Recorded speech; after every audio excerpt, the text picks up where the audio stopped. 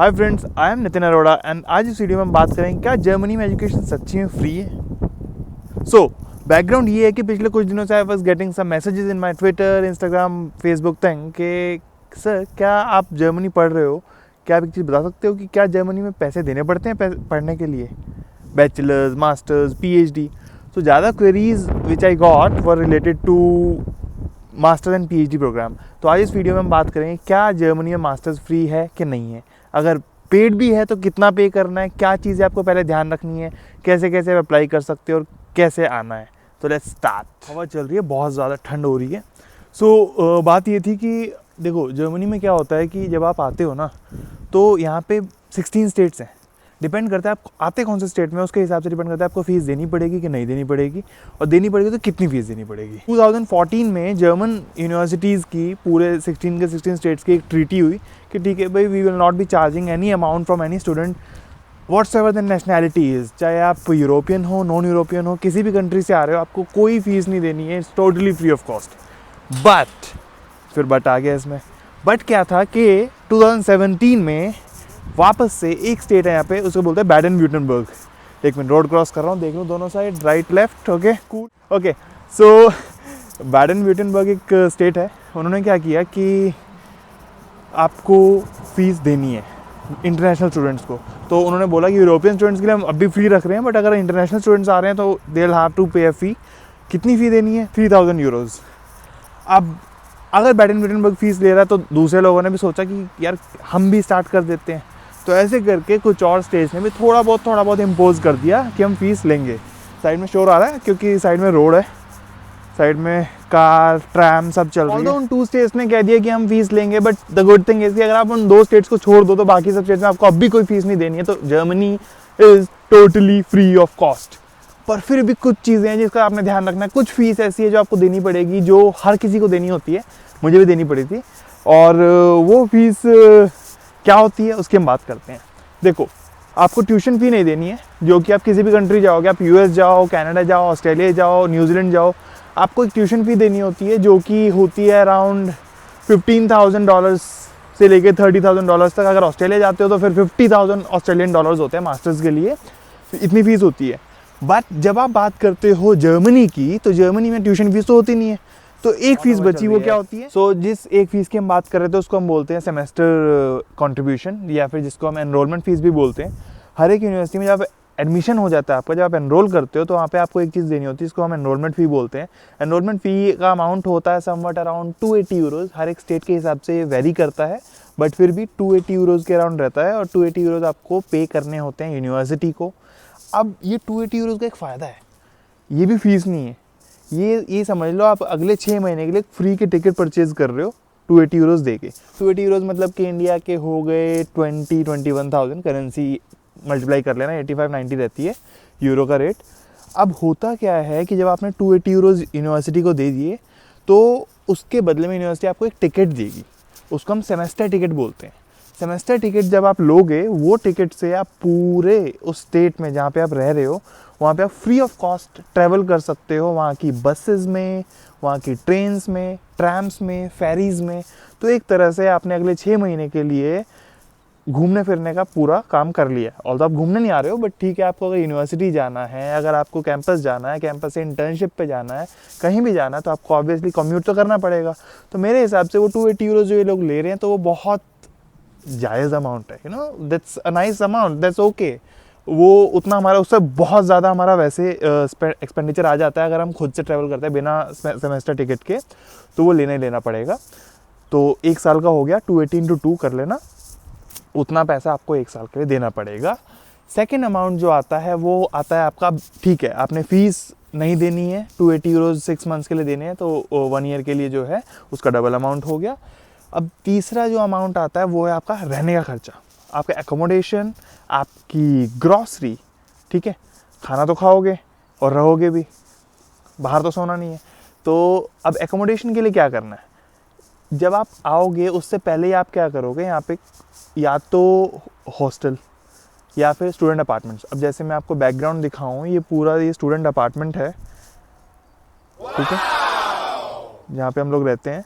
तो it's student apartment, और ये पूरा जो है ये यहाँ पे बहुत सारी ऑर्गेनाइजेशंस होती हैं जिनको हम बोलते हैं अकाफो, ठीक है, और स्टूडेंट एंड वर्क। तो इनसे क्या होता है, ये लोग आपको प्रोवाइड करवाते हैं अकोमोडेशंस। तो ये फुल्ली फर्निश्ड, सेमी फर्निश्ड और नॉन फर्निश्ड अपार्टमेंट्स होते हैं, और इसमें आपकी मर्ज़ी होती है आप अकेले रहना चाहते हो या किसी के साथ रहना चाहते हो, और उसके अकॉर्डिंगली आपका जो अमाउंट है वो वेरी करता है। मतलब कितना अमाउंट आप पे करोगे वो डिपेंड करता है अपार्टमेंट के टाइप पे, किस टाइप का अपार्टमेंट आप ले रहे हो। और जितना अच्छा अपार्टमेंट, जितना फर्निश्ड अपार्टमेंट, जितने कम लोगों के साथ आप रहोगे उतना ज़्यादा एक्सपेंसिव हो जाएगा। सिटी के हिसाब से अमाउंट वेरी करता है। जिस सिटी में मैं रह रहा हूँ वहाँ पे it cost around 200 to 500 euros. और अगर आप सिटी चेंज करते हो, मतलब अगर आप जा रहे हो बर्लिन में, हैम्बुर्ग में, म्यूनिक में, कोई बहुत एक्सपेंसिव सिटी है, तो that cost around 600 to 1000 euros या उससे भी ज़्यादा, ठीक है। तो डिपेंड करता है आप कौन सी सिटी में जा रहे हो, वहाँ के हिसाब से आपका खर्चा चेंज होता जाएगा, आपको कम या ज़्यादा पे करना पड़ेगा। अब बात आती है कि ये हो गया आपका रहने का खर्चा। फिर बात आती है खाना भी खाओगे। अब खाना खाओगे तो खाने के लिए you will pay somewhat around 100 to 200 euros a month, ठीक है। 100 से 200 यूरो दोगे तो अच्छा खाना खा लोगे, प्रोवाइडेड कि आप खाना खुद से कुक करते हो। क्योंकि अगर आप कुक नहीं करते हो तो क्या होता है, एक मिनट, कार आ रही है यार, सेफ्टी ज़रूरी है, वीडियो तो बाद में बन जाएगी। अगर आप खाना खुद से कुक नहीं करते हो तो फिर क्या होता है कि आपको बाहर खाना पड़ेगा। पहली बात कि इंडियन खाना या जिस कंट्री से भी आप आ रहे हो, पता नहीं वहाँ का खाना बाहर मिलेगा कि नहीं मिलेगा, मिल जाता है पर एक्सपेंसिव मिलेगा ना ऑब्वियसली। जो खाना जितने टाइम में आप 3 दिन खाना खाओगे उतना में बाहर एक बार में ख़त्म कर दोगे आप उतना अमाउंट, ठीक है। तो इसलिए वाइस ऑप्शन वुड भी कि आप खुद से कुक करना सीख लो। खाना बनाना आना चाहिए आपको, खाना बनाना आएगा तो सर्वाइव कर पाओगे, अपने मर्ज़ी की अच्छी अच्छी डिशेज़ खा पाओगे, अदरवाइज़ यहाँ आके प्रॉब्लम होगी, ठीक है।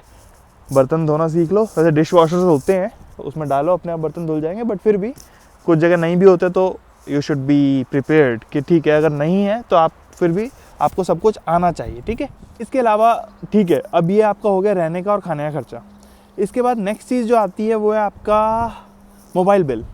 मोबाइल फ़ोन तो यूज़ करोगे, घर पे बात करोगे, फैमिली से बात करोगे, फ़ोन चलाओगे, ठीक है। सारे अपार्टमेंट जो भी आप लेते हो, जहाँ भी रहते हो, सब जगह वाईफाई अवेलेबल होता है, हर जगह वाईफाई अवेलेबल है।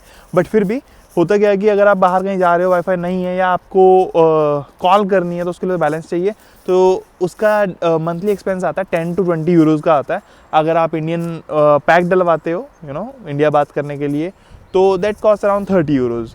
तो ऐसे करके ये आपका मोबाइल का बिल भी आता है।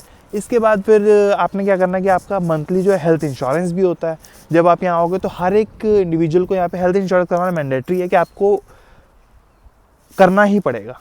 You don't have an option कि नहीं मुझे नहीं करवाना है कुछ है, हर एक किसी का हेल्थ इंश्योरेंस होगा। स्टूडेंट्स का हेल्थ इंश्योरेंस सस्ता होता है, कम एक्सपेंसिव होता है as compared to employed people, क्योंकि जो जितना ज़्यादा अर्न करेगा उसको उतना ज़्यादा पे करना पड़ेगा इंश्योरेंस अमाउंट। तो कंट्रीब्यूशन डिपेंड करता है आपकी इनकम पे, जितनी कम इनकम उतना कम आपका इंश्योरेंस का अमाउंट, जितनी ज़्यादा इनकम उतना ज़्यादा इंश्योरेंस का अमाउंट आपको पे करना पड़ेगा पर मंथ, और हर कोई फुल्ली इंश्योर्ड हो। इसके बाद मान लेते हैं आपका जो बाकी कुछ एक्सपेंसेस है, मान लीजिए आपने रहना है, मंथली कोई क्लोथिंग लेनी है, कुछ करना है, बाहर आउटिंग हो गई, कुछ खाना पीना खाने चले गए, तो मिला के 50 to 100 यूरो एक्स्ट्रा उसके रख लो। तो ये पूरा अमाउंट मिला के आपने रखना है। अब इसके बाद लास्ट चीज़ जो आती है, जो बहुत ज़रूरी है, जो आपको वहाँ से निकलने से पहले आपको पता होनी चाहिए, उसके हिसाब से आप अरेंज करोगे चीज़ों को, कि जर्मनी फ़ीस तो नहीं लेता है, बट आपको एक चीज़ होती है, इसको बोलते हैं जर्मन ब्लॉक्ड अकाउंट, कि आपको जब जर्मनी आ रहे हो ना तो एक ब्लॉक्ड अकाउंट खुलवाना पड़ता है जर्मनी में। आपके आने से पहले एक अकाउंट खुल जाएगा आपका, जो कि डॉयचे बैंक या फिर कोटक महिंद्रा बैंक जो इंडिया में है उसमें खुलता है। उसमें आपको अराउंड 10,334 यूरोज़ पहले से डिपॉजिट करने होते हैं। क्यों करने होते हैं?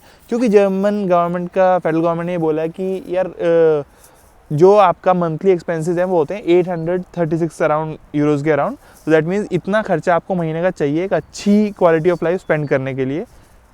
माइंड माई वर्ड्स कि आप उससे कम में भी कर सकते हो, बट इनका एस्टिमेट है कि आप 836 यूरो में क्वालिटी लाइफ स्पेंड करोगे। तो उसके लिए उसको मल्टीप्लाई कर लो 12 से, तो एक साल के लिए आपको 10,334 यूरो यानी कि 10,334 यूरोज़ चाहिए। तो उसके लिए ये पहले से अकाउंट खुलवा लेते, ताकि कल को आके ऐसा ना हो कि आप बोलो कि यार मेरे पास तो पैसे नहीं है और मुझे तो, then you are a burden on the German government. तो ये नहीं चाहता कि आप इन पर बर्डन बनो, तो उस करके ये पहले से ही आपको एक अकाउंट खुलवा देते हैं। पैसे आपने डालने होते हैं। जब आप जर्मनी आओगे, एनरोल करोगे अपने आप को यहाँ यूनिवर्सिटी में, तो आपका वो अकाउंट एक्टिवेट हो जाएगा, जिसमें से कि हर महीने आपको सिर्फ और सिर्फ 836 यूरोज़ के अराउंड मिल जाता है। उससे ज़्यादा आप निकाल नहीं सकते हो। तो आपकी फैमिली सेफ़ है कि आप पैसे गायब तो नहीं करने वाले हो, और आपको भी ये सेफ्टी है कि आपको हर महीने पैसे मिलने हैं। तो इन केस होता क्या है कि देखो, हर स्टूडेंट जॉब भी करता है, सब कुछ करता है, बट इन केस कभी जॉब नहीं होती है, किसी वजह से जॉब नहीं कर पा रहे, कोई प्रॉब्लम आ गई है, but you have some money in your account जो कि आपको हर महीने खाना खाने रहने के लिए सफिशिएंट, मोर देन इनफ है और सफिशिएंट है, वो आपके एक्सपेंसेस को कवर कर सकती है। तो your family and you are not worried कि अब क्या, ठीक है। और उसके अलावा बहुत सारी जॉब्स भी कर सकते हो, बहुत कुछ कर सकते हो। अगले आने वाली वीडियोज़ में मैं भी बताऊँगा। एज अ फिजियो बहुत सारे ऑप्शन है आपके पास यहाँ करने के लिए, स्पेसिफिकली स्पोर्ट्स फिजियो और एमएस के फिजियोज़ के लिए बहुत ज़्यादा हैं। तो अगर ये वीडियो अच्छी लगी हो तो इस वीडियो को लाइक ज़रूर कर देना, अपने फ्रेंड्स के साथ शेयर करो। ये वीडियो जर्मन लाइफस्टाइल और जर्मन लिविंग के लिए, इसके अलावा फिजियोथेरेपी रिलेटेड कंटेंट, बहुत सारी वीडियोस, ऑलमोस्ट 300 प्लस वीडियोस अभी हमारे चैनल पे आ गई हैं। तो you can subscribe and share to your friends. अगर आगे भी ये वीडियोस देखनी है तो नोटिफिकेशन बॉक्स को क्लिक कर दो ताकि आपके नोटिफिकेशन में आ जाए। तो click the bell icon. Stay tuned, stay connected, see you soon in Germany. Bye bye.